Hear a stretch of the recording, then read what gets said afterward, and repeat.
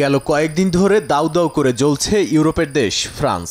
৮০ বছরের মধ্যে সবচেয়ে ভয়াবহ দাবানলের সাক্ষী হচ্ছে দেশটি।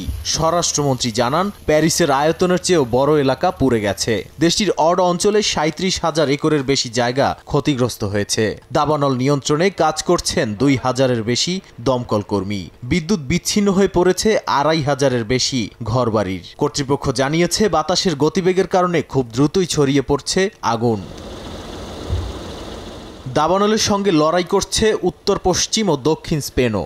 আবাসিক অঞ্চল রক্ষায় কাজ করছেন শত শত দমকল কর্মী। সবচেয়ে বেশি ক্ষয়ক্ষতির মুখে পড়েছে দক্ষিণ অঞ্চল। তাই স্থানীয় বাসিন্দা ও পর্যটকদের দ্রুত সরিয়ে নেওয়া হয়েছে অস্থায়ী ক্যাম্পে।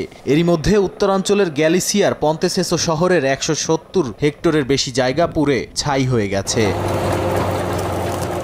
আগ্রাসী আগুনে পুড়ে গেছে যুক্তরাষ্ট্রের ক্যালিফোর্নিয়া অঙ্গরাজ্যের ৮৩,০০০ একরের বেশি এলাকা। দাবানল মোকাবিলায় বিমান ব্যবহার করছে দমকল কর্মীরা। সান্তা মারিয়ার শুষ্ক আবহাওয়া ও বাতাসের গতিবেগকেই দাবানল দ্রুত ছড়িয়ে পড়ার কারণ হিসেবে দেখছেন সংশ্লিষ্টরা। কর্তৃপক্ষ জানিয়েছে, লস পাদ্রেস জাতীয় বন থেকে সান্তা বারবারা ও সান লুইস অবিস্পো কাউন্টির দিকে আগুন ছড়িয়েছে।